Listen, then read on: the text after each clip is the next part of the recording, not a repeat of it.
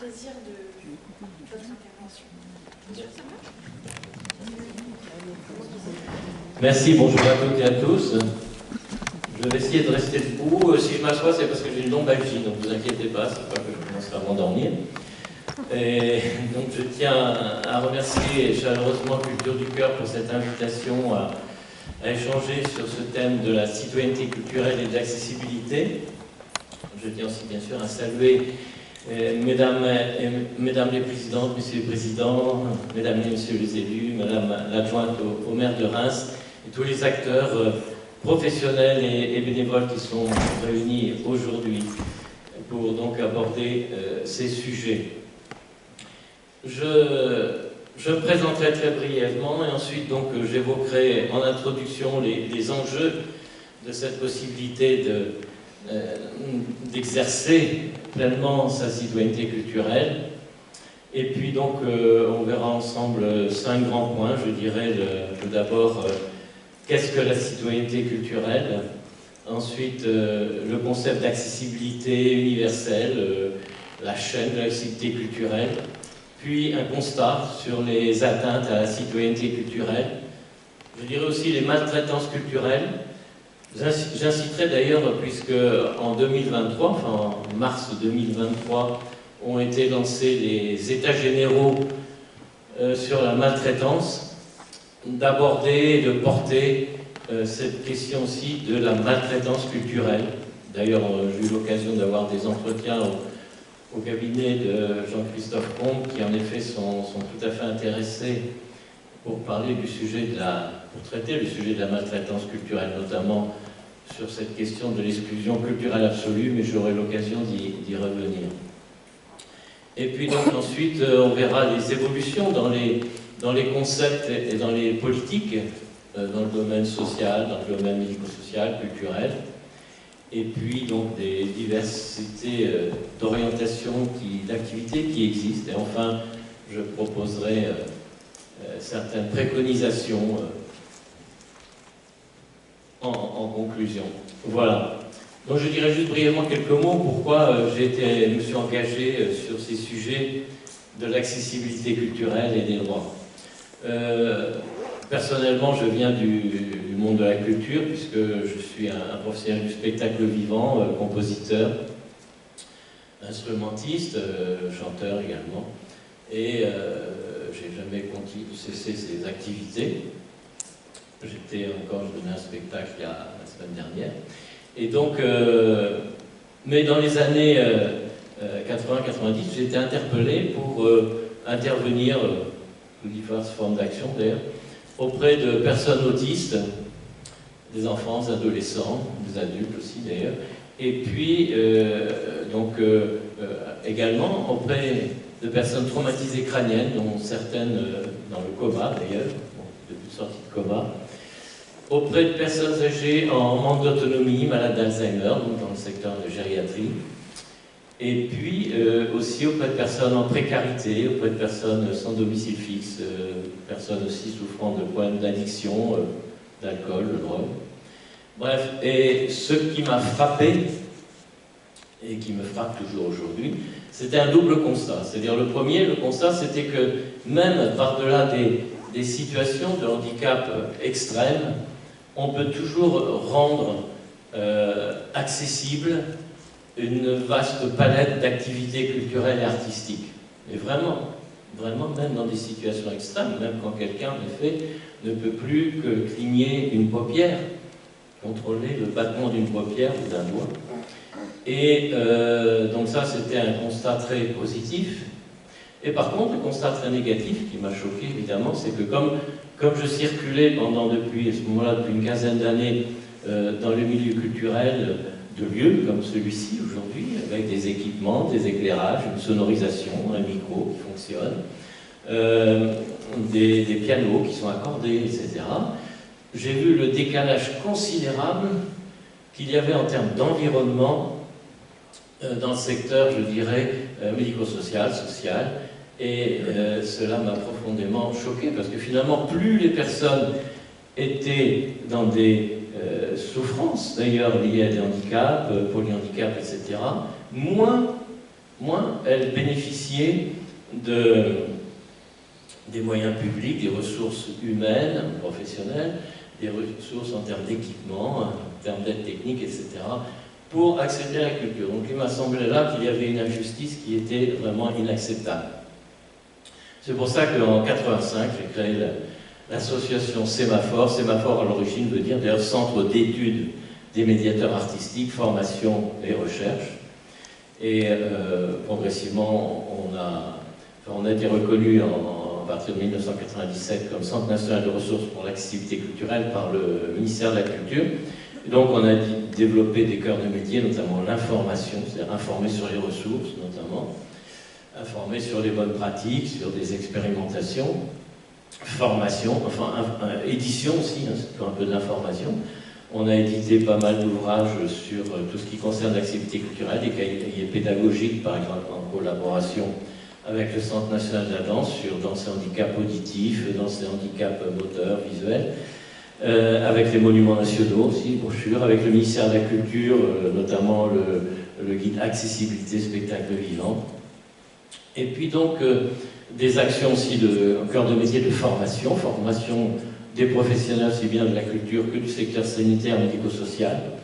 Et puis des actions de conseil-assistance pour réaliser notamment des états des lieux. Et là, je salue en effet, d'une manière générale, l'action de culture du cœur au plan national et local, mais là, je salue aussi cette belle réalisation dont vous venez de nous présenter, hein, ce guide sur l'accessibilité culturelle, donc des lieux et des sites culturels.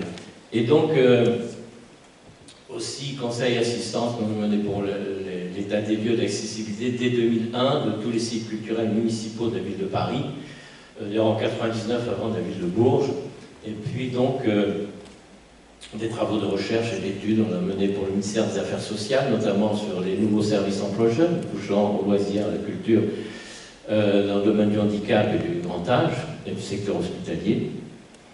Et puis, je dirais aussi des actions de lobbying, et notamment, on a été à l'origine de l'introduction dans la loi handicap de 2005 d'une reconnaissance de l'accès à la culture comme un besoin essentiel à l'existence et ouvrant droit à compensation, notamment dans le décret concernant la prestation de compensation du handicap.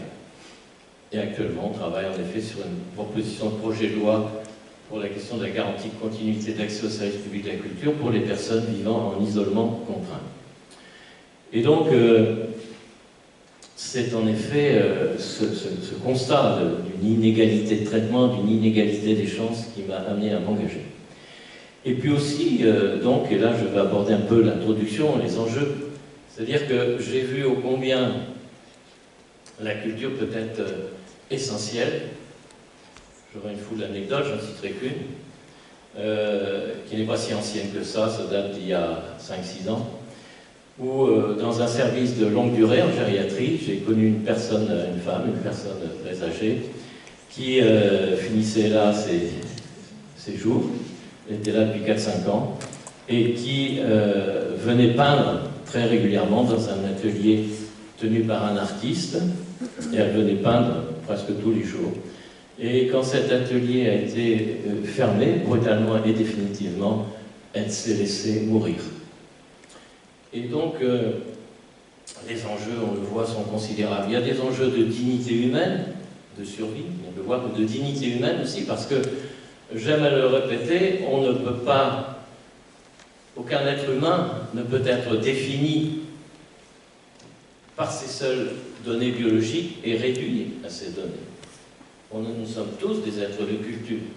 C'est vrai que c'est extrêmement dangereux.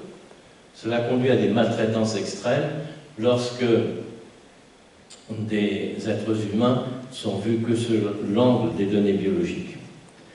Et parce que finalement, qu'est-ce qui se passe? Il se passe qu'en effet, on le voit dans le mécanisme de l'exclusion culturelle absolue, c'est-à-dire que lorsque des personnes sont laissées entre les grilles de leur lit dans un environnement qui ne permet aucun accès à l'information et à aucune activité culturelle et de loisirs, qu'est-ce qui se passe? Ces personnes donc elles ont accès qu'à des soins de nursing, éventuellement. Ces personnes vont devenir grabataires vont être plongés dans un isolement très lourd et vont connaître des morts prématurées. Et ces personnes, ce n'est pas 5-10 personnes en France, ce sont des milliers. À titre d'exemple, je dirais que au sein des EHPAD, souvent vous avez 100, 130 résidents. Il y en a un pourcentage assez considérable. Parfois on dit qu'il y a environ 30, 40 personnes sur 100, 130 qui vont bénéficier d'un peu d'action d'animation, souvent occupationnelle, mais qu'il y a une grande majorité qui vont rester dans les chambres et souvent très isolées. Et donc ces personnes qui vont se gramatériser, le nombre est considérable. Et dans d'autres domaines, je pense à des handicaps extrêmes, des personnes qui ont l'état végétatif, en post-relationnel, etc. Donc c'est vrai que c'est un sujet, donc, un enjeu de dignité humaine, de survie. L'enjeu aussi, et vous le savez bien, et on vient de le voir aussi, bien sûr, à travers la vidéo de Culture du Cœur, c'est un enjeu de lien social, mais aussi c'est le fait d'émancipation, de développement personnel, et puis donc un enjeu en termes du fait qu'on l'oublie trop, que l'accès à la vie culturelle, à cette possibilité de participer à la vie culturelle, donc c'est aussi un préalable à une bonne intégration sociale, mais aussi scolaire et professionnelle. Et puis donc aussi c'est un enjeu en termes de paix entre les individus et les peuples, parce qu'en effet, le manque de culture tue en attisant la haine entre les individus et les peuples. On le voit beaucoup bien encore aujourd'hui. Voilà, les enjeux concernant cette possibilité de participer librement à la vie culturelle sont considérables. Et puis, bien sûr, je l'ai dit un peu en introduction, il y a un enjeu en termes de droit, par-delà les enjeux éthiques, en termes de droit. Donc, pour ce qui est du premier point, concernant, donc, qu'est-ce que la citoyenneté culturelle? Alors, déjà, évidemment, on peut se poser la question de qu'est-ce que la culture? Et d'ailleurs, c'est une des questions posées aujourd'hui sur les petits post-it de Culture du Cœur. Alors c'est vrai qu'on peut passer des journées entières, et c'est très riche de voir qu'est-ce que la culture selon chacun. Moi, j'aime utiliser en général une définition qui est assez large, qui est la définition qui a été adoptée, proposée lors d'une conférence internationale organisée par l'UNESCO en 1982 à Mexico, une conférence sur les politiques culturelles. Et donc, qui dit donc, que la culture est considérée comme l'ensemble des traits distinctifs, spirituels et matériels, intellectuels et affectifs, qui caractérisent une société ou un groupe social, et que, outre les arts et les lettres, elle englobe, en effet, les modes de vie, les droits fondamentaux de l'être humain, les systèmes de valeurs, les traditions et les croyances. On le voit, cette définition est une définition large, qu'on dit souvent anthropologique, c'est-à-dire qu'en effet, elle englobe les modes de vie notamment, alors que quand on parle de politique culturelle, souvent on a une vision de la culture qui est plus limitée, je dirais, en termes d'action notamment. Je dirais, mais c'est important d'avoir à l'esprit l'accès à l'information, aux médias, à Internet, l'accès à l'éducation, à l'enseignement artistique, l'accès aux œuvres de toute nature, l'accès aux pratiques, et donc oui, la liste est très longue, et aux activités tant d'éveil amateur que professionnel. Et puis donc, après, on peut en effet aller sur d'autres définitions. J'aime bien d'ailleurs citer une définition très courte d'un sociologue et philosophe, Clifton Greaves, qui dit que l'homme est un animal suspendu dans des toiles de signification qu'il a lui-même tissées. Voilà. Un petit peu pour faire un peu l'intello de service. Voilà. Mais, alors la culture, voilà. Après, donc la citoyenneté. Bon, pour être bref, la citoyenneté, vous savez un peu tout ce que c'est. C'est un statut, en effet, accordé par une entité politique, un État, une cité, et qui accorde officiellement des droits et des devoirs, qui pose aussi des devoirs. Cette notion de citoyenneté, vous savez, elle remonte à 5 siècles avant Jésus-Christ à Athènes. Sans oublier de dire qu'à Athènes, à ce moment-là, d'ailleurs, ce n'étaient pas tous les citoyens, enfin, tous les habitants qui étaient considérés comme des citoyens, parce que les femmes n'y avaient pas accès, les étrangers, on appelait les métèques, et les esclaves. Donc il y a eu quand même des évolutions depuis ce temps-là, mais donc, en tous les cas, la citoyenneté, évidemment, dit que ça définit des droits, notamment les droits politiques, droits d'éligibilité, droits de vote, les droits civils, sociaux, économiques, et aussi des droits culturels. Donc ce sera surtout cet aspect aussi des droits culturels que j'évoquerai. Mais ce qui me semble intéressant aussi, ce qu'a souligné la sociologue Dominique Schnapper, c'est-à-dire que la citoyenneté aussi, ça définit un idéal type du vivre ensemble, et de la construction finalement d'une communauté de citoyennes et de citoyens, et qui doit s'incarner, donc, enfin qui doit incarner plutôt, notamment, bien sûr, l'ensemble des droits, mais les valeurs, pour ce qui est de la France, les valeurs de la devise républicaine, c'est-à-dire liberté, égalité, fraternité. Mais cette notion du vivre ensemble et d'incarner un idéal type de société, hein, à travers cette notion de citoyenneté, me semble importante. Et d'ailleurs, dans le livret du citoyen qui est remis aux personnes auxquelles on accorde la nationalité française, il est bien indiqué qu'il ne s'agit pas uniquement d'un aspect juridique, réglementaire, mais aussi, même, il est indiqué donc de valeurs morales, notamment d'apporter son soutien aux personnes les plus vulnérables. Et donc, concernant la citoyenneté culturelle, la citoyenneté culturelle, déjà, c'est un concept qui est pas très ancien, puisqu'il a commencé à être utilisé dans les années 1980, notamment donc, le premier qu'il aurait utilisé, un anthropologue américain, Renato Rosaldo, d'origine mexicaine, pour justement essayer de lutter contre les discriminations, notamment pour l'accès à l'enseignement supérieur, et pour pouvoir, en s'appuyant sur la citoyenneté, qu'ils aient la possibilité de revendiquer leur droit à l'expression de leur diversité culturelle, notamment leur droit de liberté d'opinion, d'expression, etc.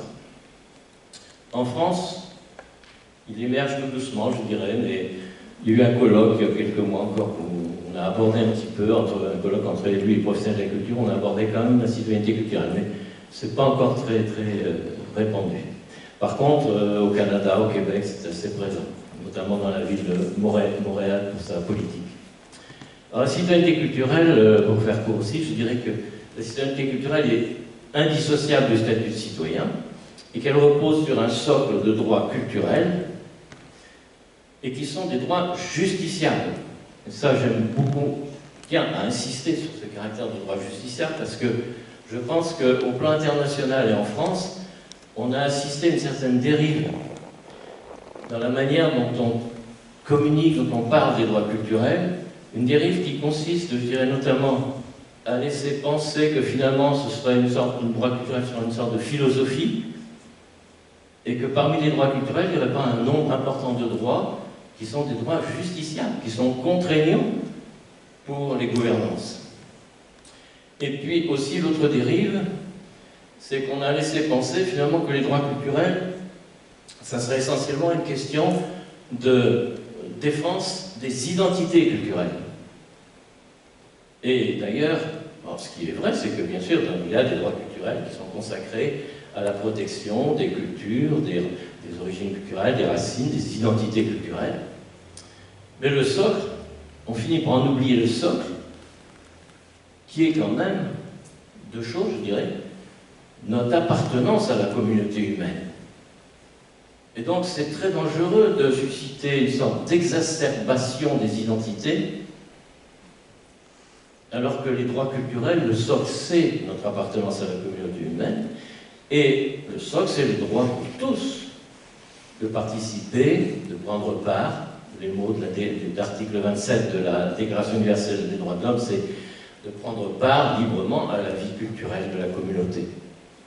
Et donc, face à ces dérives, j'ai trouvé intéressant en effet d'évoquer cette notion de citoyenneté culturelle qui, elle, en effet, renvoie quand même là, clair et net, à des droits justiciables. Quand je dis justiciables, c'est-à-dire que ce sont des textes, des droits, qui peuvent être mobilisés pour exiger qu'ils soient appliqués. Parce qu'il y a certains textes, comme citer la Déclaration universelle des droits de l'homme, c'est juste une déclaration d'intention, c'est l'affirmation de principes, d'ambition, d'aspiration, mais ce n'est pas un texte contraignant. Alors que par contre, si on prend l'exemple de l'article 27 de cette déclaration, il a été repris dans différents textes et est devenu contraignant dans d'autres textes. Je citerai par exemple le PIDESC, le Pacte international relatif aux droits économiques, sociaux et culturels, qui lui est contraignant, par exemple. Ou aussi les textes donc, internationaux, mais aussi les textes européens ratifiés par la France. Je pense notamment à la Convention européenne des droits de l'homme, qui en effet a rendu beaucoup de points de la Déclaration universelle des droits de l'homme contraignants, et d'ailleurs, en plus, issu de cette Convention européenne des droits de l'homme, a été créée en effet la Cour européenne des droits de l'homme, qui permet aussi d'essayer de défendre, faire valoir ses droits, de se défendre. On l'a vu par exemple pour la question de la scolarité pour les enfants autistes, notamment en France, où la Cour européenne des droits de l'homme a été saisie et les familles, dans certains cas, la plupart du temps d'ailleurs, ont pu gagner des procès. Et puis donc, ce côté droit justiciable, concernant la France, il y a plusieurs textes qui sont dans ce qu'on appelle le bloc de constitutionnalité. C'est-à-dire que, par exemple, dans le préambule de la Constitution, donc c'est pas dans la Constitution, c'est dans son préambule, mais sinon ça fait partie de ce qu'on appelle le bloc de constitutionnalité, donc c'est une portée juridique. Le préambule de la Constitution dit en effet que la nation garantit l'égal accès de l'enfant et de l'adulte à la culture. Et ça, c'est quand même extrêmement important. Un point aussi central, tout à fait central, et qui est rarement évoqué par ceux qui parlent des droits culturels, c'est que ça me choque, je le dis parce que ça me choque. Dans des colloques importants, j'ai vu plusieurs occasions à Paris et à Lyon, c'est le service public de la culture. C'est-à-dire que c'est ce bien commun. Le service public est un bien commun pour les citoyennes et les citoyens. Et c'est ce bien commun qui est l'un des outils principaux pour l'effectivité de la citoyenneté culturelle. Or, le service public de la culture a été reconnu, enfin, son caractère, sa portée juridique, son caractère juridiquement reconnu a été acté par décision jurisprudentielle du Conseil d'État depuis 1983. Et par ailleurs, un point qui est tout à fait essentiel, et vous le verrez dans mon développement, c'est le principe aussi de l'égal accès au service public, de la culture, la garantie de sa continuité et de son adaptabilité, et on dit aussi de sa mutabilité, qui est un principe qui fait partie aussi de ce qu'on appelle le bloc de constitutionnalité. On voit que là, la portée est tout à fait considérable. C'est pas de la philosophie uniquement, c'est pas venir auprès d'un enfant polyhandicapé dans un centre ou d'une personne âgée en service longue durée en gériatrique en train de se réhabiliter et de lui dire « mais soyez acteur de votre culture ». Non. C'est le fait de se dire le cadre légal et réglementaire en France doit obliger ceux qui en ont la responsabilité des droits culturels à créer un environnement capacitant.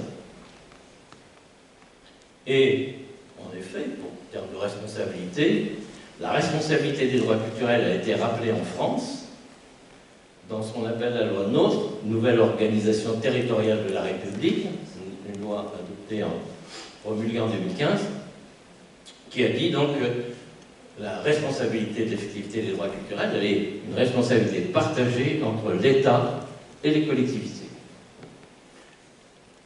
Et puis il y a d'autres lois en France, comme la loi LCAP, c'est-à-dire liberté de la création, architecture et patrimoine, qui indique par exemple, que l'accès à l'enseignement artistique, il doit être possible pour tous. Et donc, en complément aussi quand on parle des droits culturels, ce qu'il faut rajouter, c'est que, bien sûr, pour leur mise en musique, pour leur application, ce qui est essentiel, c'est tout ce qui concerne l'accessibilité. Alors, l'accessibilité, qu'est-ce que c'est? Alors, déjà, l'accessibilité, Ce qui est très important, c'est de savoir que ça ne concerne pas spécialement les personnes handicapées.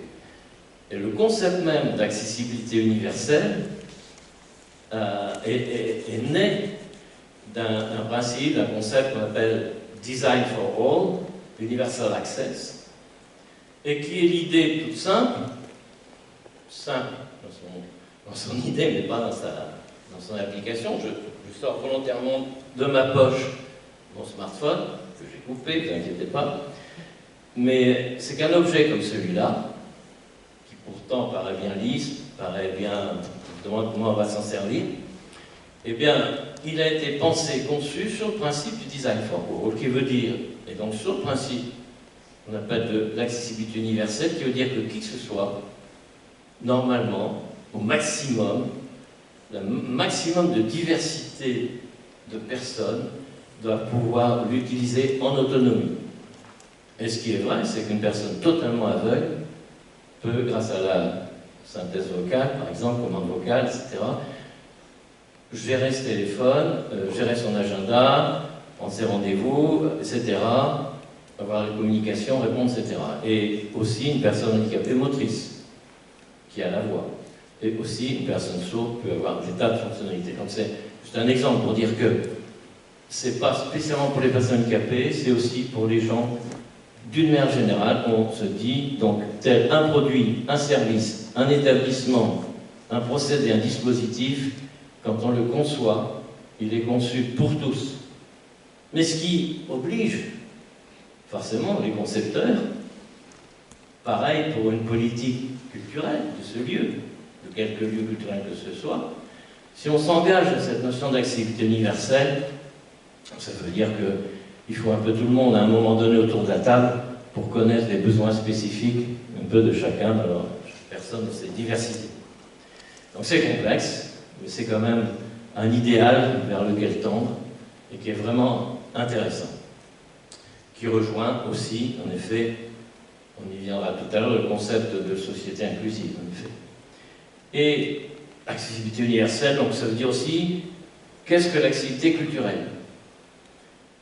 Alors, moi j'aime insister sur le fait que l'accessibilité culturelle, c'est pas un concept intello hors sol, c'est un outil. C'est un outil programmatique, c'est un outil de travail quand on dirige un établissement, un service, mais aussi quand on crée un spectacle, par exemple. Donc c'est un outil, parce que si vous regardez bien les définitions d'accessibilité culturelle, ça va lister en effet toutes les barrières à éviter ou à détruire si elles existent. Alors quelles sont ces barrières? Elles sont très nombreuses malheureusement. Mais en même temps, c'est une richesse, parce que ça oblige justement parfois même à faire un peu de la recherche, à cogiter et à rencontrer beaucoup de monde. C'est toujours une richesse d'ouverture. Mais parce que les barrières, elles peuvent être en effet, et Culture du Cœur le sait bien, financières, des barrières tarifaires, donc ça suppose une politique là, au niveau tarifaire par exemple. Mais les barrières sensorielles, en effet. Moi tout à l'heure, ce n'était pas un reproche, la directrice de Sémaphore, Vera Gomidje, qui est ici présente et qui m'assiste, me faisait un peu l'audio-description, je dirais, pour comprendre ce qu'il y avait à l'écran, parce que, en effet, je ne voulais pas évoquer, j'ai un handicap trompeur, j'ai d'ailleurs appris la musique surtout à l'Institut National des Jeunes Aveugles, je dis trompeur, donc parce que ça ne se voit pas tellement que juridiquement je suis aveugle, j'ai un 40e à chaque œil. Et donc les barrières, ça peut être sensoriel, la vision, mais ça peut être aussi auditif, ça peut être en effet moteur, ça peut être cognitif. Et on voit, c'est intéressant, c'est que notre société en 2023 a quand même développé des réponses à chaque fois, des solutions. On le sait, si on prend l'exemple du handicap cognitif avec, par exemple, le FALC, le facile à lire et à comprendre, qui aujourd'hui permet, c'est une obligatoire d'ailleurs dans certains cas, je pense aux élections, que les candidats, au niveau de leur profession de foi, transcrivent, je dirais, leur profession de foi en français facile à lire et à comprendre, pour que les personnes, par exemple, trisomiques, qui auraient des difficultés à comprendre certains concepts un peu abstraits, puissent accéder à cette profession de foi. Soulignons d'ailleurs qu'en France, dans l'Est, il y a une personne trisomique, donc qui est une élue municipale. On voit, ça bouge, ça évolue quand même sur les représentations qu'on peut se faire parfois sur les déficiences. Et donc, on le voit qu'à chaque handicap, et on sait bien, même si pour les personnes sourdes, il y a une particularité qui est aussi là, qu'ils le revendiquent à juste titre, que certains, en tout cas, revendiquent pleinement, et ça a été reconnu par la loi, du coup, en termes de droit, c'est qu'il y a la culture sourde, ça c'est une notion aussi de culture, parce que la langue des signes a été reconnue comme une langue à part entière, et avec tout ce qui tourne autour de la langue des signes aussi, des cultures, hein, comme le chansonnier, notamment, etc. Et donc,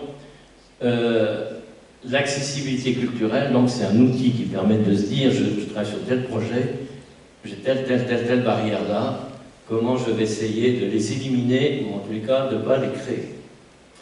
Et il y a cette idée aussi qui est très importante, et là, franchement, Culture du Cœur est au cœur de ce sujet, je dirais, c'est la question de la chaîne de l'accessibilité culturelle.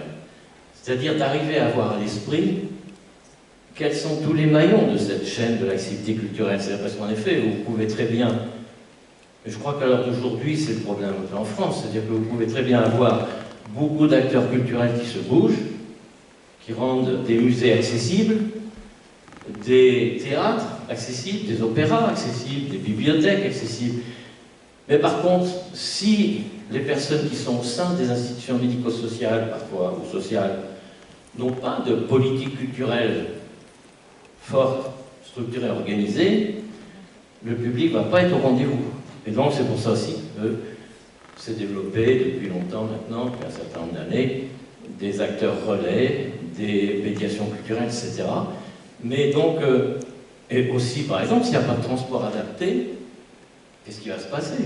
Et le transport adapté, c'est pas que le fait que le tramway ou le taxi, par exemple, soit adapté pour une personne en fauteuil roulant.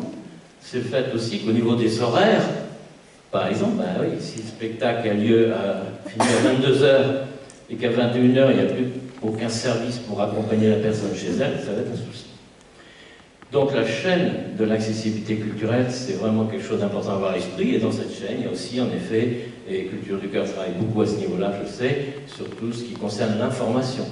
Mais là, l'information aussi, c'est pas que donner l'information, transmettre l'information, c'est transmettre une information accessible. Accessible au regard, justement, des différentes difficultés que différentes personnes peuvent avoir. Donc, cette chaîne d'accessibilité culturelle est extrêmement importante. Alors, maintenant, je passerai au point donc, 3, qui est le constat rapide, un peu, hein, sur les atteintes à la citoyenneté culturelle et la typologie des maltraitances culturelles. On dirait que là, je ne fais de reproche à personne et je tiens à accuser personne, aucun professionnel, aucun bénévole, etc. Parce que nous sommes dans une situation en France qui est liée à des héritages qui sont multiples, complexes, qui datent parfois même de plusieurs siècles, on le voit. En tous les cas, on voit, je citerai quelques exemples, j'en ai déjà évoqué certains. Par exemple, le processus, qui est quand même une maltraitance, de substitution des professionnels de la culture par des professionnels du soin, médico-sociaux, parfois sociaux. Pourquoi c'est une maltraitance? C'est une maltraitance d'ailleurs même pour les intervenants, en certains cas. Moi j'ai eu par exemple 2 fois des aides-soignants dans mon bureau, à un moment donné, mais vraiment en larmes, qui me disaient « Mais André, la cadre de santé exige que nous animions des chorales, nous chantons faux, nous ne connaissons rien à la musique, mais elle oblige. Et en plus, pour des personnes qui ont des handicaps divers multiples, c'est pas simple. Et c'est vrai qu'à titre personnel, moi si je vais prendre un cours de musique, un cours de chant, je ne vais pas a priori aller voir un kinésithérapeute, une aide-soignante, une infirmière. Et là, on voit que dans certains secteurs, depuis des décennies, on a accepté, encouragé ce processus de substitution. Quand je dis encourager, je vous donne un exemple. Dans la première page du rapport Alzheimer de Philippe Douste-Blazy, qui pourtant a été ministre de la Culture et ministre de la Santé, mais là c'est en tant que ministre de la Santé, dans la première page, il y a indiqué comme exemple de bonne pratique, ça s'appelle exemple de bonne pratique, des ateliers de peinture portés par des psychologues et des psychomotriciennes. Je ne suis pas certain que les enfants de Philippe Douste de Blazy, enfin, je participais à plusieurs réunions avec lui, je ne sais pas néanmoins s'il a des enfants, mais peu importe, je ne suis pas certain que pour apprendre à peindre, il les ait envoyés vers une psychomotricienne. Donc ça, c'est quand même des processus qui se sont développés, qui sont de maltraitance. Après, on peut prendre l'exemple aussi du fait que sur certaines thématiques, qui rejoint un peu ce que je viens de dire, c'est-à-dire l'accès par exemple à l'enseignement artistique, eh bien, si on analyse les différentes études et rapports concernant ce secteur, on voit bien que les personnes qui sont en isolement contraint au sein de tous âges, enfants, adultes, personnes âgées, dans le secteur médico-social, n'ont pas accès à l'enseignement artistique. Pas du tout. Ils ont accès parfois à un petit peu d'éducation artistique, qui vont tâter à l'occasion de résidences d'artistes, quelques jours dans l'année, etc., un peu à certaines pratiques, mais n'ont pas accès à l'enseignement artistique qui suppose en effet un accès dans la durée et des pratiques quotidiennes assez soutenues. Donc là, on voit bien que c'est une maltraitance aussi, c'est une discrimination, c'est une inégalité de traitement. Après, il y a d'autres discriminations, processus aussi. Je l'ai évoqué, l'exclusion culturelle absolue, donc des personnes qui n'ont accès qu'à des soins de nursing, c'est quand même assez terrible. On est en 2023 en France. Il y a des processus aussi de ségrégation culturelle. Alors la ségrégation culturelle, ce n'est pas un terme qui se retrouve uniquement dans ma bouche, puisque la ministre, quand elle a été ministre de la Culture, Françoise Nyssen, dans une lettre envoyée à tous les directeurs des DRAC et les directeurs des établissements culturels nationaux, parlait en effet de l'inacceptable ségrégation culturelle qui perdure en France. Alors ceci dit, ça m'avait fait, non pas sourire, parce que ce serait un peu déplacé, mais parce que dans la liste des personnes, c'était finalement les personnes qui vivaient dans les quartiers, ce qui est vrai, on dit parfois les quartiers sensibles, etc. C'était les personnes issues de l'immigration, les immigrés, etc. Mais à aucun moment, elles pensaient aux personnes âgées, isolées dans les EHPAD, aux personnes handicapées, etc. Mais pour dire par contre que le concept même de ségrégation culturelle donc, était employé par le ministre. Moi-même, je l'emploie, et ça a été d'ailleurs dénoncé dans un rapport de l'IGAC, de l'Inspection Générale des Affaires Culturelles de 2000, enfin, qui a été remis au ministre en 2016, rendu public en 2019, sur l'accès des personnes handicapées au spectacle vivant et aux enseignements artistiques. En effet, il y a une pratique en France qui perdure, qui se développe, d'ateliers ghetto au sein des conservatoires, c'est-à-dire des ateliers qui regroupent des personnes handicapées entre elles à l'écart des personnes valides, et de plus pour des activités occupationnelles, non pas pour de l'enseignement. Bref, là on voit bien qu'il y a un certain nombre de pratiques qui sont de la maltraitance culturelle et aussi des discriminations. Et puis il y a ce que j'appelle en effet une déchéance de citoyenneté culturelle, car en effet, à partir du moment où des personnes n'ont plus du tout accès à ce bien commun qu'est le service public de la culture, on peut considérer de facto que là, on est confronté à ce qu'on appelle une déchéance de citoyenneté culturelle. Et d'ailleurs, en termes de vision globale, de panorama global, je dirais que là aussi, la maltraitance culturelle qui existe en France sur les populations, on dit alors les publics empêchés, les publics éloignés, les publics défavorisés, les publics spécifiques, etc. C'est qu'il y a d'un côté, c'est développé en France, des personnes qui ont accès à la culture dans le cadre du droit commun, c'est-à-dire dans le cadre des politiques publiques qui développent des offres pérennes. La plupart des personnes ici dans la salle n'ont pas à attendre qu'il y ait un projet à leur intention pour qu'elles aient accès aux livres et à la lecture. Elles peuvent, pour la plupart sans doute, aller à la bibliothèque, à la médiathèque. Et encore que, je sais que la médiathèque de Reims est très active, j'ai eu l'occasion de bonheur de venir plusieurs fois à Reims et de le découvrir, mais Il y a beaucoup de médiathèques qui ne sont pas totalement dotées en équipement pour les personnes aveugles, pour les personnes très malvoyantes, pour les personnes sourdes, etc.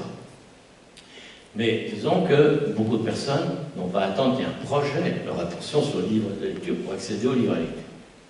Pareil, pour l'enseignement artistique, les familles peuvent envoyer leurs gamins au centre d'animation culturelle, socio-culturelle, pour un cours de musique, de danse, au conservatoire, n'ont pas à attendre qu'il y ait un projet. Mais par contre, il y a toute une autre population qui, elles, dépendent de l'existence de projets. Le problème, c'est que les projets, ils sont limités dans leur durée, dans le nombre de bénéficiaires, et ils sont limités aussi dans l'offre d'activité. Donc ça aussi, c'est une maltraitance culturelle. Alors, pour venir maintenant, je dirais, à l'évolution des concepts et des pratiques, et qui d'ailleurs sont pour certaines, bien sûr, certaines de ces évolutions à l'origine des discriminations, des atteintes à la citoyenneté culturelle. Schématiquement, on peut dire qu'en termes de politique sociale et de handicap, il y a eu 3 grandes époques. Il y a eu la période en 1900, on est encore dans ce qu'on appelle la ségrégation, c'est-à-dire que vraiment on met à part, derrière des murs, des personnes parce qu'ils sont en précarité, ils allaient dans les hospices, ou des personnes parce qu'ils étaient handicapés avec des handicaps divers, etc. Alors, ça a évolué. Si on prend l'exemple de la psychiatrie, si on prend l'exemple même des personnes aveugles, un type d'exemple, l'Institut national des jeunes aveugles, quand j'y étais, il y avait 360 pensionnaires. Je crois qu'aujourd'hui, il y en a quelques, peut-être même pas plusieurs dizaines. Mais donc, la ségrégation, les années 70, l'intégration. L'idée de l'intégration, c'est dire que la société, elle est comme elle est, mais on vous accepte. Et puis vous vous démerdez. Moi, j'ai vécu l'intégration et l'inclusion, donc vous comprendrez ce que je veux dire. Et puis l'inclusion, la société inclusive. Dans les années, donc, par la loi handicap de 2005, mais le concept de société inclusive est apparu bien sûr un peu avant. Alors, quelle est la différence entre intégration et inclusion? C'est-à-dire, comme je dis, intégration, par exemple, moi, on m'a dit, quand j'étais pensionnaire à l'Institut des jeunes aveugles, on m'a dit, si tu veux, tu vas au lycée Buffon, à Paris, mais tu te débrouilles. Il n'y avait pas de référent handicap, les profs souvent ne savaient même pas que j'avais un handicap, je me débrouillais. Enfin, si je pouvais. Si j'avais la chance de trouver des copains, etc., qui pouvaient m'aider. Tandis que l'inclusion, c'est inclusif, c'est l'idée que c'est une société qui est construite par tous et pour tous. Construite par tous et pour tous. Et donc là, la différence, on prend l'exemple du lycée que je vous citais, c'est-à-dire qu'aujourd'hui, en effet, à ce moment-là, il y a des dispositifs prévus. Je ne dis pas que c'est idéal, loin de là. Il y a des dispositifs prévus avec des référents handicap, avec des aides techniques prévues. Vous savez aussi des auxiliaires, enfin les AESH, les auxiliaires pour les élèves en situation de handicap, les AEVS avant. Et donc, un certain nombre de dispositifs qui, même s'ils ne sont pas encore satisfaisants, c'est quand même que la société a essayé de s'organiser et en ayant des coopérations avec les familles de personnes handicapées, avec les personnes handicapées elles-mêmes, pour que, en effet, la société soit réellement une société construite par tous et pour tous. Donc là, c'est différent de l'intégration de la culture. Et pour la culture, c'est pareil, c'est-à-dire qu'en effet, c'est très différent si une ville s'engage en se disant qu'on va prendre en considération les besoins spécifiques de tout le monde. Il y en a qui n'ont pas de fric, il y en a qui sont aveugles, il y en a qui sont sourds, il y en a qui sont en fauteuil roulant. Et on va voir comment faire en sorte que l'offre culturelle puisse répondre aux besoins de tout le monde et donc ainsi aux droits aussi de tout le monde. Les droits de tout le monde. Et le problème, c'est qu'en effet, les concepts ségrégation, intégration, inclusion ne se sont pas succédés. Enfin, je veux dire par là, ils se sont succédés, mais ils s'empilent. C'est-à-dire qu'ils continuent à coexister. La preuve, les politiques, l'ONU a régulièrement condamné la France, pratiquement chaque année, parce qu'elle n'applique pas les engagements pour s'engager dans une politique de désinstitutionnalisation, et que la France, en effet, est l'un des pays au monde, et aussi en Europe, donc à avoir le plus de personnes qui sont quand même derrière des murs, et non pas en milieu ordinaire de vie. Je ne dis pas que c'est la solution pour toute personne, c'est complexe. Dans tous les cas, le mouvement ne sait pas réellement cette dynamique d'aller vers une désinstitutionnalisation s'est assez peu produite. C'est nécessaire pour la culture, parce que tant que le secteur médico-social notamment et sanitaire, en ce qui concerne les lieux de vie, ceux qui ont des lieux, des services, des établissements qui ont des missions de lieu de vie, ne s'ouvre pas à cette dynamique d'accompagnement vers le milieu ordinaire, le rendez-vous avec la culture va être difficile. Donc, dans les évolutions aussi sur les concepts, il y a les concepts en matière de politique culturelle. Ça a été évoqué, quelques mots ont été utilisés tout à l'heure comme démocratisation culturelle. Alors, je dirais qu'il y a eu 3-4 grandes périodes, mais qui continuent à coexister aussi. L'éducation populaire, hein, qui remonte, on dit, à Condorcet au moment de la Révolution française. Dans tous les cas, où là, l'idée était que, ça rejoint un peu la société inclusive, c'est-à-dire c'est l'idée d'une culture qui est construite par tous et partagée par tous, accessible par tous. Mais ça s'est heurté progressivement au fait que les acteurs se sont professionnalisés. Certains acteurs se sont professionnalisés. Il faut savoir que même dans les bibliothèques, dans les années même 2000, c'est-à-dire il y a 20-25 ans, c'était des gens qui n'étaient pas encore diplômés, formés. Donc cette notion de culture forgée par tous, portée par tous, avec tout le monde un petit peu égalité, elle a été, je ne dis pas que c'est mauvais, mais évidemment, avec cette professionnalisation qui s'est faite, ça compliquait les choses. Mais donc il y a quand même cette idée d'éducation populaire. Il y a eu l'idée de la démocratisation culturelle, on dit qu'elle était portée, même s'il n'a pas lui-même employé cette expression par André Malraux, quand il a été nommé ministre de la Culture par De Gaulle en 1959, qui est là l'idée qu'il y aurait une culture, la grande culture, qu'il y aurait des œuvres, des grandes œuvres, du patrimoine français, d'humanité, etc., et qu'il faudrait que le maximum de personnes puissent avoir accès à ces œuvres. Et donc, pour faire court, c'est-à-dire que là, il y en a qui disent que c'était une dynamique du haut vers le bas, c'est-à-dire d'une élite qui décide de qu'est-ce qu'est notre culture, et qu'on essaie de faire en sorte que le peuple, au maximum, puisse y avoir accès. Et puis, il y a eu cette idée, depuis quelques années, de démocratie culturelle, qui porte un peu mal son nom, parce que, en tous les cas, l'idée de la démocratie culturelle, c'est plutôt le fait aussi qu'on va quand même prendre en compte toutes les cultures. Ça a été d'ailleurs un peu... Ça a émergé sous la pression de la culture hip-hop aussi, avec ces cultures de banlieue qui ne partaient pas du haut vers le bas, qui partaient du fait du peuple, je dirais, en tous les cas des jeunes de banlieue par exemple, enfin ça vient des États-Unis à l'origine. Et donc là, l'idée de la démocratie culturelle, de prendre en compte aussi toutes les cultures dans leur diversité, toutes les formes d'expression. Et puis, progressivement, de dire aussi qu'il faut que les habitants participent au projet artistique, par exemple. Mais ce n'est pas vraiment la notion de démocratie culturelle au sens de l'origine du mot démocratie, parce que ce n'est pas fondamentalement la gouvernance culturelle par le peuple.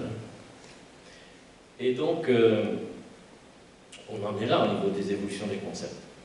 Et puis, il y a aussi, donc, on en parle beaucoup dans l'action du ministère de la Culture aujourd'hui, mais ça date de bien avant, ça date surtout de 2005, avec Catherine Tasca, etc., l'éducation artistique et culturelle. Donc l'idée, en effet, qui est inscrite, d'ailleurs l'éducation artistique et culturelle est inscrite dans le code de l'éducation.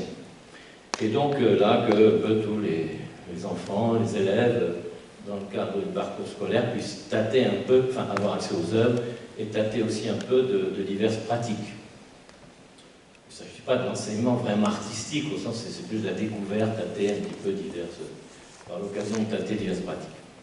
Et donc ça, l'éducation artistique. Et donc là, je ne sais pas où j'en suis dans le timing, mais je vais essayer de conclure par les préconisations, si je ne suis pas trop en dépassement. Dire que, enfin, avant de passer aux préconisations, un dernier élément qui est central, c'est les différentes orientations d'activité qui sont apparues. Et je pense que là, sur ce sujet, il faudrait qu'il y ait des clarifications qui soient faites sur la réalité de ces orientations d'activité, leur respect aussi, parce que je pense que toutes ces orientations peuvent avoir leur intérêt, mais qu'elles ne devraient pas, qu'en tous les cas, elles devraient renvoyer à certaines catégories professionnelles de manière assez claire. Il y a en effet l'animation occupationnelle. Moi, personnellement, j'ai rien contre l'animation occupationnelle. J'aime bien jouer à la pelote, par exemple, aux cartes, donc. Et l'animation occupationnelle, par exemple, oui, c'est la dominante qu'on trouve, par exemple, dans certains secteurs pour les 700 000 personnes âgées qui vivent en EHPAD. D'ailleurs, au ministère de la Culture, je me permets de le dire, parce qu'on a eu des échanges avec la directrice de cabinet adjointe de la ministre, qui disait de cœur avec moi que c'est vrai que c'est quand même choquant que les personnes âgées, très massivement, de manière très générale, aient accès à de l'animation occupationnelle, mais pas à de l'action culturelle. Dans tous les cas, donc l'animation occupationnelle, on comprend bien, c'est pour s'occuper, il n'y a pas beaucoup d'autres ambitions.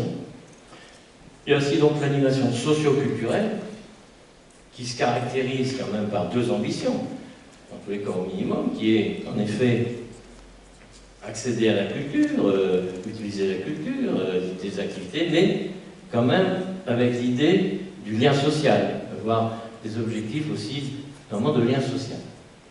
Je fais court sur tout ça, et puis les frontières ne sont pas toujours si elles peuvent être un peu souples, heureusement. Et puis il y a l'action culturelle et artistique. Dans l'action culturelle et artistique, normalement la différence, c'est que là l'objet n'est pas le lien social. Fondamentalement, ce qui est affirmé en général, c'est que l'objet de l'action culturelle et artistique, ça va être l'accès à la compréhension des œuvres, l'accès aux œuvres, mais l'accès à la compréhension des œuvres, et aussi l'accès à la capacité de créer, d'interpréter des œuvres pour la peinture, pour le théâtre, pour la musique, ou d'en créer. Mais là, pour ça, c'est la préoccupation centrale. Quelqu'un qui va entrer dans un conservatoire, la dominante normalement n'est pas le lien social, mais savoir en effet être capable, au bout du compte, de comprendre les œuvres, mais aussi de savoir donc en interpréter et éventuellement de pouvoir ensuite en créer. Et puis donc une quatrième catégorie qui est extrêmement présente, et je l'ai vu même au cœur des lors de différentes rencontres avec Culture du Cœur et les acteurs de Culture du Cœur, mais bien au-delà, c'est la question de l'art-thérapie. Dans l'art-thérapie, je vais être clair, je n'ai rien contre. J'ai moi-même été employé sous contrat comme musicothérapeute dans différents domaines, mais ça n'est pas une pratique culturelle, c'est une pratique paramédicale. Ça n'a pas du tout à être confondu avec une pratique culturelle. Les objectifs ne sont pas d'accéder à la culture. Les objectifs sont de soigner quelqu'un, d'obtenir des résultats, des effets possibles thérapeutiques, de rééducation, etc. Mais ce n'est pas une pratique culturelle. Or, ce qui s'est généralisé en France, c'est que des activités d'animation occupationnelle sont habillées sur l'étiquette art-thérapie. Alors ça fait problème pour deux raisons. D'abord parce que c'est-à-dire qu'on a affaire, et là aussi c'est une maltraitance, il y a certaines personnes, du moment qu'elles sont handicapées, malades, âgées, et on le voit dans certaines familles, on va dire, je connais des familles où il y a plusieurs enfants, ah ben toi, tu vas pouvoir aller prendre un cours de musique au conservatoire, mais le frère va lui dire, ben toi, tu es trisomique, tu vas aller faire de la musicothérapie. C'est pas acceptable. C'est pas acceptable d'abord parce qu'il a le droit aussi à avoir des cours de musique, comme sa sœur, mais aussi, il n'a pas à être réduit à sa maladie, à son handicap. Et par ailleurs, en plus, en général, comme je viens d'évoquer, ce sont des activités occupationnelles qu'on leur propose sous l'étiquette art-thérapie. Ce ne sont pas des vraies prises en charge en art-thérapie qui peuvent avoir leur intérêt quand elles ont des protocoles cohérents et des objectifs bien posés, et des évaluations. Et donc, je pense aussi que, bien sûr, entre l'animation occupationnelle, l'animation socio-culturelle, l'action culturelle artistique et l'art-thérapie, ces quatre orientations ne renvoient pas, ne devraient pas renvoyer, enfin, en tous les cas, ça devrait renvoyer à des professionnels différents, qui ont, en tous les cas, eu les cursus en termes de formation, que ce soit d'ailleurs en formation autodidacte ou autre, et qui aient pu développer les compétences qui correspondent aux attentes si on a envie d'apprendre à peindre ou à chanter, etc. Mais pas se retrouver parce que finalement on est en grande précarité, handicapé, malade, âgé, à ce qu'on nous propose, t'inquiète pas, en musique tu vas faire ce qu'on appelle l'improvisation libre, tu feras que ça, En peinture, tu vas faire de l'art brut, tu feras que ça. Et en danse, tu vas faire le contact improvisation, que ça.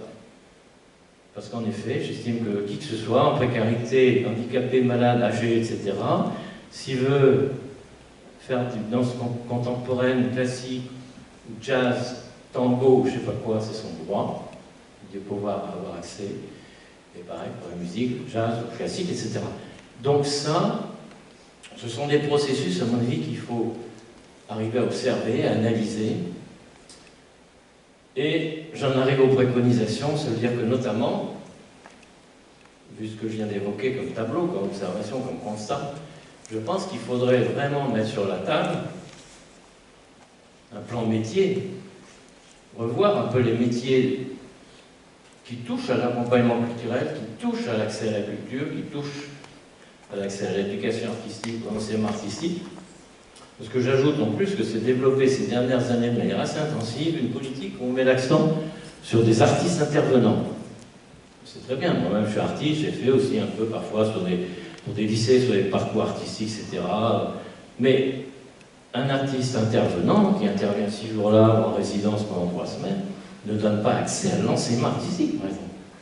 Et c'est pas, il ne va pas être brandi comme une réponse aux besoins de culture et d'art des personnes isolées ou en public empêché, etc. C'est pas suffisant. Et donc, je pense qu'il faut, en termes de préconisation, en effet, une véritable réflexion sur les métiers, et y compris arriver à préciser ceux qui jouent un rôle d'acteur relais, pour éviter qu'on assiste, parce qu'on assiste souvent quand même à une démultiplication des acteurs, une logique d'empilement plutôt qu'une logique de coopération précise. Une coopération précise où chacun joue son rôle, s'apporte mutuellement. J'aime mieux par exemple qu'en effet une psychologue, une soignante, un kiné aide un prof de musique ou prof de danse à savoir s'adapter, à éviter des problèmes, par exemple, pour un cours de musique ou un cours de danse, ne pas laisser ce prof de musique en difficulté face à une personne autiste ou dans le domaine de la précarité à quelqu'un qui est souvent alcoolisé, par exemple.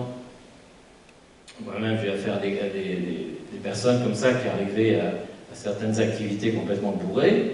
Bon, ben, je savais m'adapter pour diverses raisons, mais aussi parce que j'avais des liens étroits avec des travailleurs du champ social, qui étaient beaucoup plus habitués que moi à travailler avec ces personnes, et en lien, à avoir du vivre ensemble, même si j'en ai eu aussi. Et donc, il faut qu'on arrive à avoir un système de coopération beaucoup plus clair, où chacun, en fonction de ses compétences, intervient en coopération, et non pas à développer aussi des systèmes de substitution des professionnels, notamment de la culture, ou voire dans l'autre sens, c'est-à-dire des professionnels de la culture qui parfois ont le sentiment de se substituer aux professionnels du social alors qu'ils n'en ont pas envie. Ou se substituer par rapport, enfin faire de la thérapie alors qu'ils ne le souhaitent pas, mais la direction de l'établissement, le service a dit non, non, nous on affiche art-thérapie parce que ça ferait bien, c'est médical, c'est ceci, cela. Donc il faut arriver à mettre sur la table avec une grande clarté ces orientations d'activité qui sont toutes, voir leur richesse, qui ne répondent pas aux mêmes besoins, qui ne répondent pas aux mêmes droits. Le droit à la santé, c'est une chose. Peut-être que la thérapie peut répondre parfois par rapport à des problèmes de santé, mais il ne répond pas par rapport à des droits culturels, à des besoins culturels. Et donc, après, je pense qu'en effet, se pose, en termes de préconisation, la question des projets d'établissement. Alors je dirais que pour le volet social, même les CHRS, etc. par exemple, mais aussi bien sûr tous les lieux de vie dans le secteur sanitaire médico-social, devraient avoir obligation claire et nette d'avoir un projet culturel d'établissement, mais si on prend l'exemple du secteur sanitaire médico-social, un projet culturel d'établissement qui soit avec un ancrage obligatoire de partenariat avec le tissu culturel de proximité, sur les bassins de vie. Et donc, ce ne serait pas très compliqué que, par exemple, dans certains, les masses, qu'on appelle les maisons d'accueil spécialisées, les EHPAD, etc., au lieu qu'ils aient une obligation uniquement de projet de vie sociale, d'ajouter le mot culture. Ça ferait évoluer un peu la représentation d'un projet de vie social et culturel. Après, il y a en effet, je l'évoquais dans le grand métier, faudrait-il qu'ils aient en effet, non pas des faisans fonction d'animateurs, mais des animateurs, et que les animateurs ne soient pas uniquement des animateurs sociaux, mais qu'il y ait aussi des animateurs culturels, etc. C'est un vaste sujet. Mais ce que je dirais, c'est que les problèmes sont tellement complexes qu'on n'y arrivera pas sans se poser la question, en effet, de ces métiers, de ces cahiers des charges, des structures sanitaires, médico-sociales, sociales, et que cela suppose en effet que, au-delà d'être satisfait de mener de belles actions, de beaux projets, il faut arriver à joindre des forces pour interpeller l'État et les collectivités territoriales, et aussi, je dirais, d'ailleurs les parlementaires, sur cette nécessité d'une refondation en profondeur des modes d'organisation de la société française pour que la citoyenneté culturelle soit effective pour tout le monde. Et donc, moi, à l'occasion déjà des états généraux de la maltraitance, je serais heureux qu'on puisse aussi, avec Culture du Cœur, collaborer sur ces sujets. Sur la proposition de loi sur la continuité d'accès aux services publics de la culture pour les personnes en isolement contraint, c'est un sujet qu'on porte actuellement auprès de différents ministres et parlementaires. Il faut joindre les forces. Et je pense qu'en fait, comme je l'évoquais, je crois, sur le PowerPoint, il faut vraiment interpeller pour un véritable pacte culturel républicain avec beaucoup plus de clarté. Notamment, certains élus le réclament. Je pense dans 2 ouvrages, le maire de Cannes, notamment David Esnard, qui aujourd'hui est le président de l'Association des maires de France, et François de Mézières, maire de Marseille, chacun dans un livre respectivement, qui ont dit qu'il faut quand même qu'on clarifie les compétences des collectivités sur le volet culture. Il faut savoir qu'en France aujourd'hui, si certains ne le savent pas, rien n'est obligatoire, à l'exception de la protection des archives, la protection de certains monuments historiques. Mais un département, une ville, une région, aucune collectivité n'a d'obligation d'avoir un conservatoire, une école de musique, de danse, une bibliothèque, un musée, un théâtre. Aucune obligation. Donc ça veut dire que du coup, on ne sait pas trop qui fait quoi, ceux qui veulent ils font, on ne sait pas les chefs de file, on peut piloter, comment ça peut sortir. Donc on est encore quand même dans quelque chose d'assez chaotique. Voilà. Et puis je pense que tous les dispositifs qui ont été créés, certains sont très positifs. Je pense on était un peu à l'origine aussi de la création de la Commission nationale culture handicap, présidée par les 2 ministres respectifs, qui a porté de beaux fruits pendant les 10 premières années, mais elle ne s'est pas réunie. Elle s'est réunie une fois en 8 ans, ces dernières années. Ce qui prouve là une absence de volonté politique. La Convention nationale culture santé, qui s'est élargie au médico-social en 2010, il n'y a plus vraiment de pilotage depuis 5-6 ans au niveau national. Mais surtout, c'est une convention qui a été orientée fondamentalement, c'est une richesse, sur une logique de projet. Mais répétons-le, ce n'est pas suffisant. Il faut que ces projets bénéficient, qu'on en tire le fruit pour ce qui concerne un accès pour tous dans le cadre du droit commun. Voilà, je vous remercie beaucoup et je vous interpelle à joindre les forces. Merci beaucoup.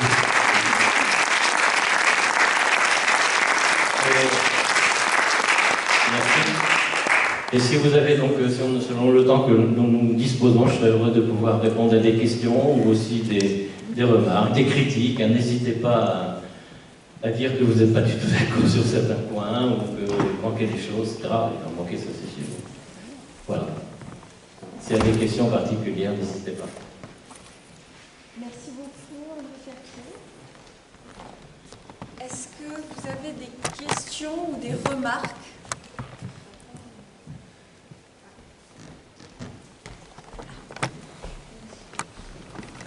Je ne sais pas s'il fonctionne. Je peux le faire sans micro. Ouais. Bonjour, merci beaucoup pour votre présentation. Je voulais vous demander, vous avez évoqué un petit peu la situation de la France au regard d'autres pays en Europe vous avez évoqué tout à l'heure l'exemple du Canada. Est-ce que vous pouvez préciser un petit peu où est-ce qu'on se situe aujourd'hui? Ça va, oui. Vous avez entendu le début de la question, peut-être? Oui. Où est-ce qu'on se situe aujourd'hui? Est-ce qu'il y a des bonnes pratiques en termes institutionnels à prendre chez nos voisins? Ou est-ce qu'au contraire, des choses à éviter? Oui, c'est une question importante parce qu'en effet, c'est toujours très utile d'essayer de tirer le fruit des expériences des voisins proches ou plus éloignés. Moi-même, j'ai été 2 fois délégué du Parlement européen des personnes handicapées et j'ai siégé pendant une quinzaine d'années au Forum européen des personnes handicapées. D'ailleurs, on a pu être à l'origine d'une résolution, la résolution du 6 mai 2003 du Conseil des ministres de l'Éducation, Jeunesse et Culture de l'Union européenne concernant l'accès des personnes handicapées aux infrastructures culturelles et aux activités. Voilà, je dirais que les comparaisons sont très difficiles à faire. Je parle de comparaison au sens des politiques, des mesures qui sont menées dans tel pays, parce que, en effet, les modèles économiques sont totalement différents. C'est vrai que la France est considérée comme un des seuls pays, vraiment, on parle d'état culturel souvent, qui a été souvent critiqué, parce que notamment, quand De Gaulle a créé le ministère de la Culture, certains ont dit, bah oui, avant c'était Mussolini, Hitler qui ont créé les ministères de la Culture. Donc, parce que se pose toute cette ambiguïté que la culture, normalement, c'est la liberté. Liberté d'ailleurs dans les choix de mode de vie, liberté dans les pratiques culturelles, mais qu'en même temps, donc, qui dit politique, dit mainmise. On va avoir peur d'une mainmise de l'État ou des collectivités. C'est très complexe, on appelle ça un peu un oxymore, cette politique culturelle. Mais moi, je sais quand j'explore, par exemple, un peu ce qui se passe aux États-Unis, on découvre que finalement, je dis volontairement les États-Unis parce que c'est un modèle qui paraît très très différent. Mais d'abord ça va être différent selon les États. Aux États-Unis, c'est très complexe.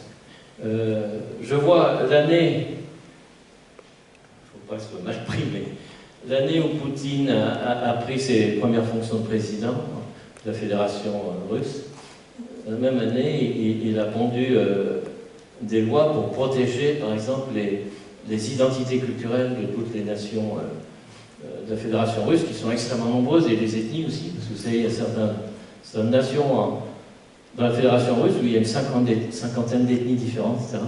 Donc c'est très complexe. Je dirais que la France, elle est pénalisée, elle est avantagée, je dirais, par l'existence d'un service public de la culture, parce que la notion de service public n'existe pas, par exemple, dans le droit européen, enfin pour l'Union européenne, la notion de service d'intérêt général, notamment. Et puis, par contre, la France est pénalisée par sa richesse en monuments historiques, qui fait que c'est pas toujours évident. Enfin, c'est plus facile parfois aux États-Unis, au Canada, de rendre accessibles certaines villes, certains sites, parce qu'ils ont moins ces obstacles du patrimoine. Même si, c'est ma foi, on a accompagné pendant 9 ans les monuments nationaux, et à titre d'exemple, on a pu permettre que la basilique Saint-Denis, la crypte de la basilique Saint-Denis soit accessible à fauteuil roulant. Quand il y a une vraie volonté politique forte, avec les savoir-faire en accessibilité aujourd'hui des architectes et des technologies, on peut en effet rendre accessible beaucoup de bâtiments. Et puis aussi, ce qui est complexe, c'est que, pour faire une comparaison, c'est que la manière dont chaque pays vit la culture est très différente. Je vais souvent en Grèce. En Grèce, la danse, la musique est extrêmement vivante, beaucoup plus qu'en France. Et la Grèce, bien qu'ayant eu sous influence par les États-Unis, beaucoup moins d'emprise, je dirais, d'impérialisme culturel américain qu'en France, au niveau musical. Parce qu'après, c'est pour ça que c'est très complexe. Il y a des pays qui ont une tradition d'enseignement artistique, par exemple en France, où c'est plus dans l'enseignement artistique classique, plus les solistes qui sont valorisés, alors qu'aux États-Unis, c'est plus la musique d'ensemble, etc. Enfin, ou en Allemagne aussi. Donc c'est très variable.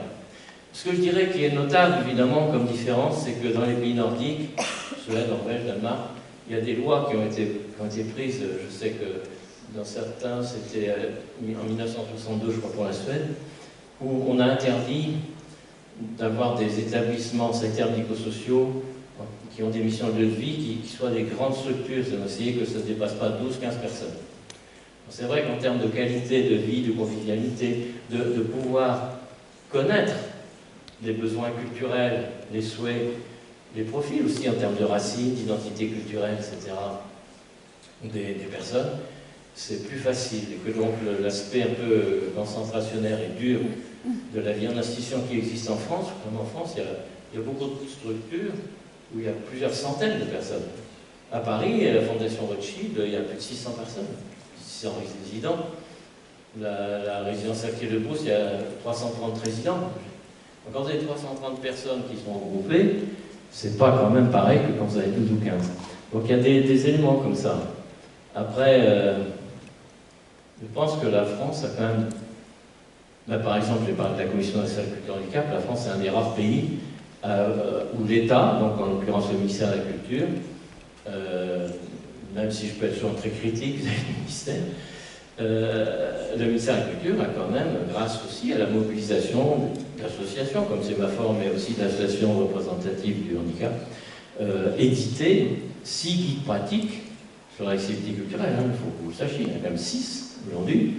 Il y en a sur le cinéma, sur le spectacle vivant, sur l'enseignement artistique, etc. Il y en a 6. Sur le handicap mental, par exemple, établissement culturel handicap mental.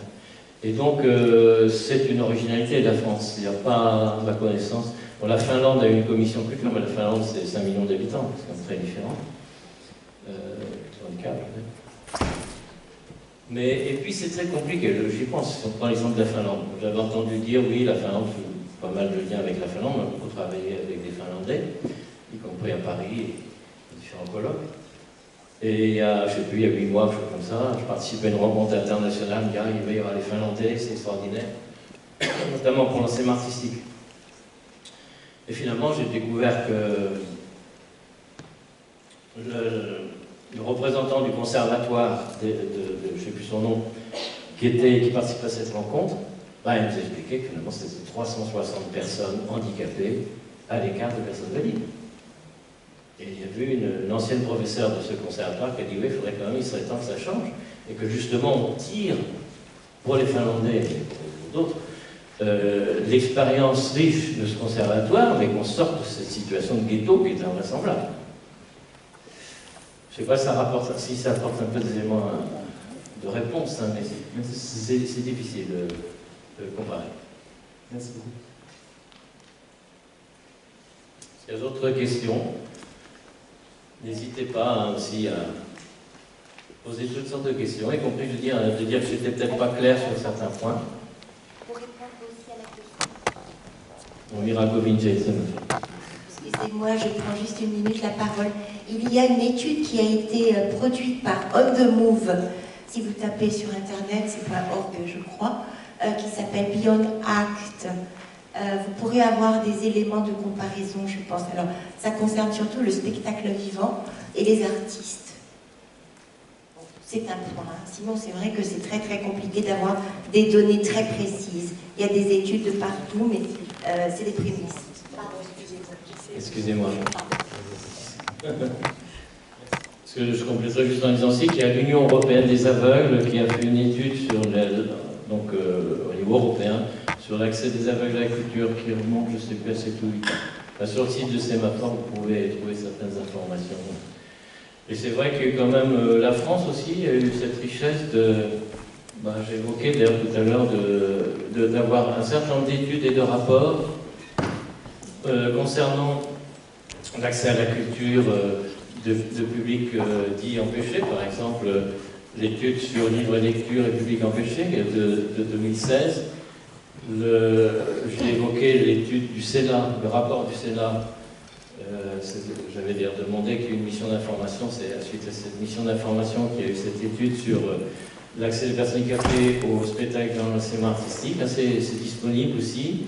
Ça a été remis, donc, si je ne dis pas de bêtises, en 2017. Et on peut penser, bien sûr, à l'étude des petits frères des pauvres aussi sur la précarité et sur ce qu'ils appellent finalement la mort sociale, qui touche des centaines de milliers de personnes âgées en France. Alors j'ai l'impression, par contre, que sur le secteur de la précarité, il n'y a jamais eu de... vous me direz si je me trompe, j'ai l'impression qu'il n'y a pas eu d'études très approfondies sur d'exclusion culturelle des personnes en précarité, en grande précarité. Bien sûr, il y a des données, il y a certaines données qui apparaissent dans des études que produit régulièrement tous les 10 ans normalement le ministère de la Culture, hein, dans le cadre d'études sur les pratiques culturelles des Français, qui est porté par le DEP, le département études et prospectives. Mais en général, les données ne sont pas très poussées. C'est en tous les cas, je pense, là aussi, ça devrait faire partie du chantier. Moi, je me suis questionné aussi sur le fait que, pour apporter de la clarification par rapport à toutes ces problématiques, peut-être qu'il serait quand même nécessaire de travailler sur l'élaboration d'un code de l'action culturelle et d'éducation populaire, parce que ça amènerait justement à combler des vides juridiques et réglementaires, ça amènerait à ce qu'il y ait cette concertation nationale qui me semble si nécessaire. Bon, il y a une trentaine de codes en France déjà, mais il n'y a pas de code de l'action culturelle et de l'éducation populaire. Je pense qu'au regard de l'importance en termes de cohésion sociale, en termes de vie tout simplement et du vivre ensemble, c'est quelque chose qui serait peut-être c'est une interrogation. Est-ce qu'il y aurait d'autres questions? Et vraiment, s'il y a des énergies qui souhaitent collaborer à nos chantiers, je pense notamment à être une force d'interpellation. Je pense que souvent, j'ai remarqué ça en France, beaucoup d'ailleurs de pôles ressources. Il y a un certain nombre de pôles ressources en France dans le domaine culture handicap, culture hôpital, culture santé. Alors, ils portent de beaux projets, mais ils dénoncent rarement, ils interpellent rarement l'État et les collectivités sur quand même les déchéances de citoyenneté culturelle. Et ça, c'est un souci. Alors, certains, ils le disent, parce qu'ils ont peur finalement de se faire supprimer des subventions s'ils critiquent comme ça l'État, les collectivités. Alors que, je le dis, moi, je n'accuse personne parce que je pense que sur ces sujets, c'est un héritage de décennies, de siècles même, et qu'il y a des choses qui se sont accumulées et il faudrait mettre un arrêt quand même à certains processus. Et donc je propose, comme le dit Mira Govince, directrice de Sémaphore, que nous agissions ensemble. Merci beaucoup.